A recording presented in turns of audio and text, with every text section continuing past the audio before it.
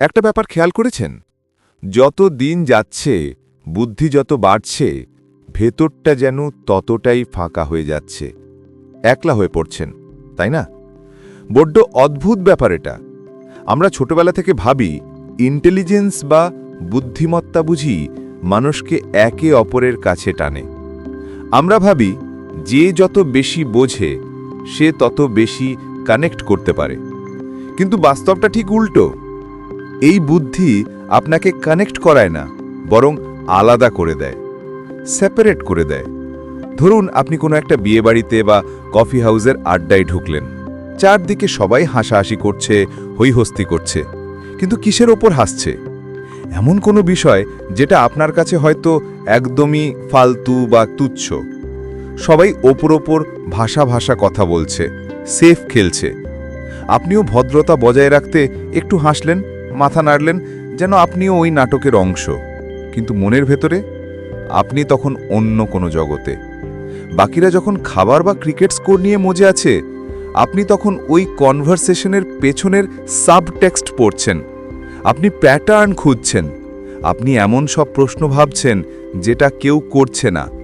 আর ঠিক তখনই ওই ভিড়ের মাঝখানে দাঁড়িয়ে আপনি রিয়েলাইজ করেন আপনি একা। ফিজিক্যালি একা নন, চারপাশে গিজগিজ করছে লোক, কিন্তু মানসিকভাবে একদম নিঃসঙ্গ। এটাই বুদ্ধিমত্তার গোপন নাম, যেটা চোখাতে হয়। কেউ আপনাকে আগে থেকে বলে না যে বড় হওয়ার সাথে সাথে, স্মার্ট হওয়ার সাথে সাথে এই একাকিত্ব ফ্রি গিফট হিসেবে আসে। ব্যাপারটা বুঝে বলি। বুদ্ধিমান লোক মানে এই নয় যে সে প্রচুর বই পড়েছে বা জিকে জানে। ইন্টেলিজেন্স মানে হলো পারসেপশন, দেখার ভঙ্গি। সাধারণ পাবলিক যা দেখে না, আপনি সেটা দেখতে পান। আপনি একটা কথার পিঠে আরেকটা কথা জুড়ে লজিকের শেষ মাথায় পৌঁছে যান, আর অনেক সময় সেই শেষটা বেশ অস্বস্তিকর হয়। সমস্যাটা কোথায় জানেন? আমাদের ইন্ডিয়ান সোসাইটি বা গড়পড়তা মানুষ লজিকের শেষ অবধি যেতে চায় না। তারা গেমটাকে প্রশ্ন করতে চায় না, শুধু খেলতে চায়। তারা মুখোশ খুলে দেখতে চায় না, মুখোশ পরেই সুখে থাকতে চায়। সেই ছোটবেলার রাজামশাই ল্যাংটো গল্পটা মনে আছে? সবাই যখন রাজামশাইয়ের জামা প্রশংসা করছে, বুদ্ধিমান লোকটা কিন্তু দেখছে রাজা ল্যাংটো। আপনি যখন সমাজের অসঙ্গতিগুলো, ভণ্ডামিগুলো দেখেন, যেগুলোকে সবাই পরম সত্য বলে মেনে নিয়েছে, এবং সেগুলোর দিকে আঙুল তোলেন, ব্যাস, আপনি হয়ে গেলেন অস্বস্তিকর। এমন নয় যে আপনি ভুল বলছেন, আসলে আপনি ঠিক বলছেন বলেই লোকের জ্বালা। আর যে লোক অপ্রিয় সত্য কথা বলে, সে সব সময় ডেঞ্জারাস। তাই মানুষ ধীরে ধীরে আপনার থেকে দূরে সরতে থাকে। হয়তো জেনে শুনে করে না, কিন্তু করে। আপনাকে আড্ডায় আর ডাকে না, আপনার সামনে কথা সাবধানে বলে, আপনাকে ট্যাগ দিয়ে দেয় ও বড্ড বেশি ভাবে, খুব এতলামি মারে বা বড্ড সিরিয়াস। আর আপনি শিখতে শুরু করেন নিজেকে লুকিয়ে রাখতে, যাকে বলে ডাম্বিং ডাউন। আপনি বুঝেও না বোঝার ভান করেন। যে জোকসগুলো আপনার জঘন্য লাগে, সেগুলোতেও হি হি করে হাসেন। সমাজকে খুশি রাখতে গিয়ে আপনি দেখলেন যে 100% সত্যতা মানে সোশ্যাল সুইসাইড। নিজের আসল রূপ দেখালে আপনি একলা হয়ে যাবেন। তাই বুদ্ধিমান মানুষেরা একটা অদ্ভুত ট্র্যাজেডিতে আটকা পড়েন। চারপাশে মানুষ, কিন্তু কথা বলার কেউ নেই। চিৎকার করছেন, কিন্তু কেউ শুনছে না। এমন নয় যে আপনি নিজেকে খুব তোপচিজ বা অন্যদের থেকে শ্রেয় ভাবেন, একদমই তা নয়।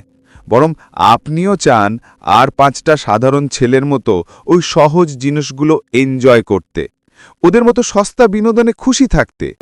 কিন্তু আপনি তো একবার ম্যাট্রিক্সের বাইরে বেরিয়ে এসেছেন, রেড পিল খেয়ে ফেলেছেন। আপনি আর ওই অজ্ঞতার স্বর্গে, ইগনোরেন্সেস ব্লিস এ ফিরে যেতে পারবেন না। ইন্টেলিজেন্স এমন একটা লেন্স, যেটা একবার চোখে ফিট হয়ে গেলে আর খোলা যায় না। আপনি চাইলেও প্যাটার্নগুলো না দেখে থাকতে পারবেন না। আর অধিকাংশ মানুষ সহজ উত্তর, পরিষ্কার গল্প আর কমফর্টেবল ইলিউশনে বাঁচতে চায়। তারা ওটাই বিশ্বাস করে যেটা তাদের বিশ্বাস করতে বলা হয়। এটা তাদের দোষ নয়, বা তারা বোকা বলেও নয়। এটা সহজ, নিরাপদ, আর এতে একলা মনে হয় না। কিন্তু আপনি ওই ভেড়ার পালের কমফর্ট আপনি আর পাবেন না, তাই আপনি একা। এখন শুনুন, এই একাকিত্বর আবার স্টেজ আছে। এই ধাপগুলো বুঝলে দেখবেন নিজেকে আর ভাঙা বা ডিপ্রেসড মনে হবে না। প্রথম স্টেজ বিভ্রান্তি। হয়তো তখন আপনার বয়স কম, আপনি দেখছেন বড়রা যা শেখাচ্ছে আর যা করছে দুটোর মিল নেই। সমাজ সত্যের পুজো করে বলে, কিন্তু সত্যি কথা বললে পানিশমেন্ট দেয়। মুখে সবাই দয়া দেখায়, কিন্তু আড়ালে চরম নিষ্ঠুর। আপনার মনে হয় ভুলটা মনে হয় আমারই, আমি বোধহয় কিছু বুঝতে পারছি না। আপনি তখন মানুষকে আরও স্টাডি করেন, সমাজের নিয়মগুলো শেখার চেষ্টা করেন।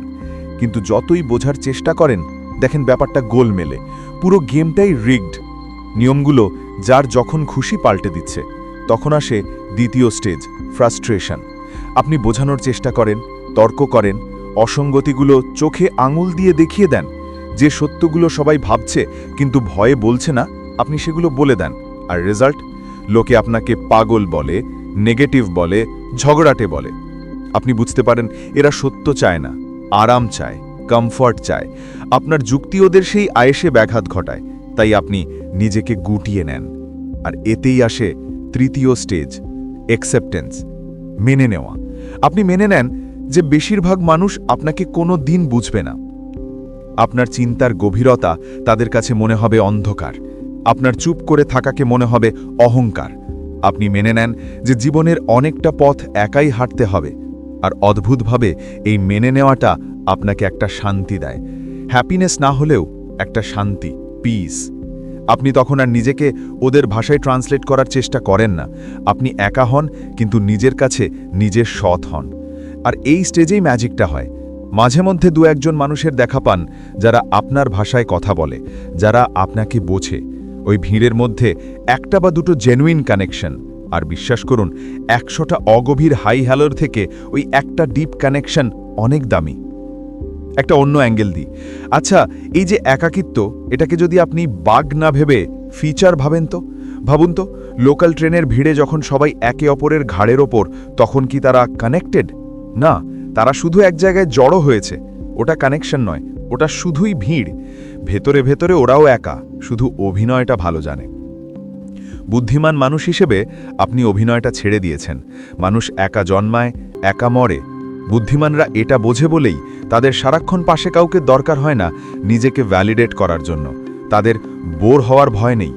নিজের মনের মধ্যেই তাদের একটা আস্ত জগৎ আছে, আইডিয়া ভাঙছে, গড়ছে। আপনি একা হয়েও একা কি নন, অ্যালোন বাট নট লোনলি।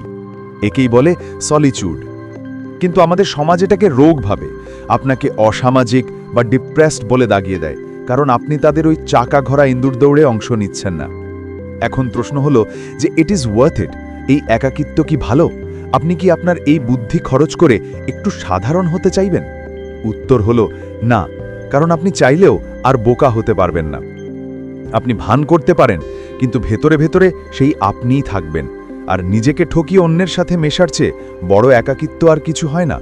নিজের বিবেকের কাছে নিজে ছোট হওয়ার চেয়ে একা থাকা অনেক সম্মানের। তাই নিজের এই ইন্টেলিজেন্সকে অভিশাপ ভাবা বন্ধ করুন। ভাবুন আপনি একটা আলাদা অপারেটিং সিস্টেমে চলছেন। আপনি একটু অন্য ফ্রিকোয়েন্সির রেডিও। কম লোক ধরতে পারে এই সিগন্যাল, কিন্তু যারা পারে তারা একদম ক্লিয়ার শোনে।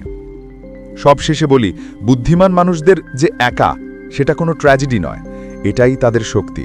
রবীন্দ্রনাথ থেকে আইনস্টাইন, যারা নতুন কিছু ভেবেছেন, তারা সবাই একা ছিলেন। ভিড়ের মধ্যে দাঁড়িয়ে ভিড়ের তোষামোদ করে ইতিহাস বদলানো যায় না। এই একাকিত্ব আপনাকে ভয় দেখাতে আসবে, কিন্তু আপনি যদি পালিয়ে না গিয়ে এটার চোখের দিকে তাকান, দেখবেন এটা এক বিশাল খোলা আকাশ। যখন আপনি একা থাকতে ভয় পাবেন না, তখন আপনি আসলে কাউকে ভয় পাবেন না। তখন আপনার সঙ্গ হবে সত্যিকারের, অভিনয়ের নয়। তাই বস, যদি নিজেকে একা মনে হয়, মনে রাখবেন আপনি ব্রোকেন বা নষ্ট হয়ে যাওয়া মাল নন। এই ঘুমন্ত পৃথিবীতে আপনি জেগে আছেন। আর জেগে থাকা মানুষ একটু একাই হয়। এটা অভিশাপ নয়, এটাই আপনার সুপার পাওয়ার। নিজের কাছে নিজে ঠিক থাকুন। ভিড় তো অনেক আছে, কিন্তু আপনি একজনই।